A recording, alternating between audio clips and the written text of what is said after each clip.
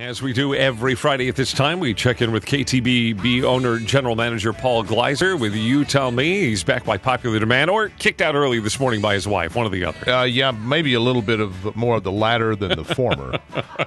Thank you, Garth. We're sponsored by K.E. Cellars, Tyler's Old World-style boutique winery in the French Quarter on South Broadway across from the mall.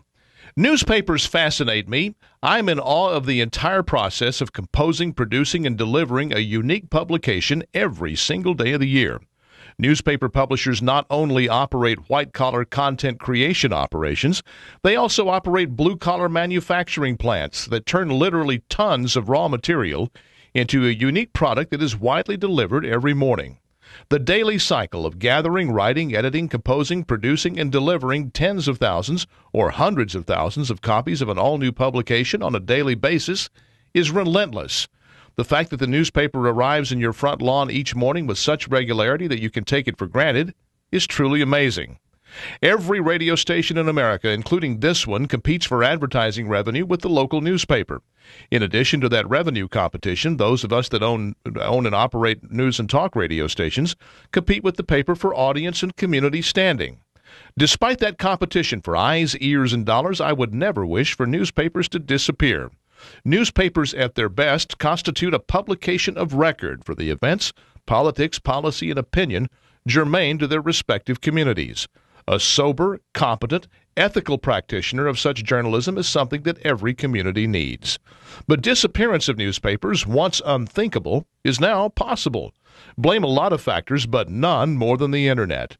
The newspaper industry's economic model has been shattered. Put very simply, at one time, circulation revenue, what you paid for the paper, covered the cost of production. Display advertising, the ads for Macy's and Sears and JCPenney, paid for the news and editorial staff. And the classified section, the want ads and you selling your bass boat, provided the profit. Today, circulation is down, in some cases precipitously. Display advertising is down, and the classified section has all but disappeared. Layer a weak economy upon this scenario, and you find the newspaper industry in a real struggle. Every newspaper now has an online edition, many of which are excellent, but the ads you see there don't come close to replacing the revenue lost from the three traditional sources. With an eye toward repairing their business models, newspapers are exploring charging for online content. The Dallas Morning News is the latest to make such an announcement. Success for them is by no means assured, but I'm pulling for them. If the Tyler paper ever makes a similar proposal, I will support it.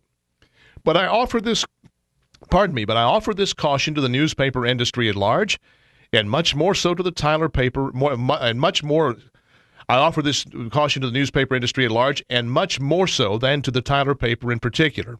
Implicit in the title, Publication of Record, is a trust of which many newspapers, the New York Times being the highest profile example, have lately been poor stewards.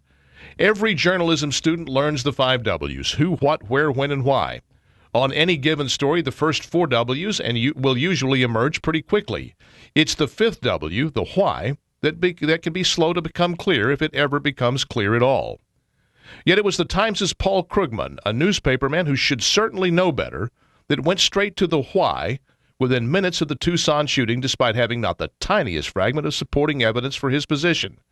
In so doing, he drained away a bit more of the Times' dwindling reservoir of credibility. The fact that Krugman appears on the editorial page and not the front page is no excuse.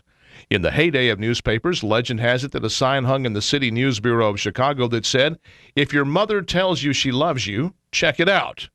That means that the reporter writing the front page story has to find out if his mother really does love him before he puts it in the record. And it means that Paul Krugman must similarly test his mother's assertion before he can credibly opine on maternal love. Newspapers are businesses, and they are governed by a simple truth. If your customers don't trust you, they won't buy your product. Forfeit that trust, as too many newspapers again did in the wake of the shootings in Tucson, and no business model that anyone can devise will save them. And I would mourn their passing. That's my word. What's yours? Go to youtellmetexas.com and you tell me. One of the many benefits of my association with K.E. Cellars is that I'm getting an education in winemaking, and here's something that I've learned. It is a greater test of the winemaker's skill to produce a white wine than it is to produce a red. It takes a maturity and confidence to tackle whites in earnest, yet KE Cellars has done just that. If you're a white wine drinker, I invite you to visit KE Cellars today and ask them for a tasting flight of their 4 latest wines. Tell them you want to try the Kiepersal Estates Viognier, the Pinot Grigio, the White Zinfandel, and the Moscato. Tell them to put the nominal tasting fee on my account. If you've ever heard me talk about KE Cellars, you know I love their reds. Now I'm happy to offer new choices for you white wine drinkers. Try them all, pick the one or ones that you like, and take them home. You can do all of this because KE Cellars is a working winery with a tasting room.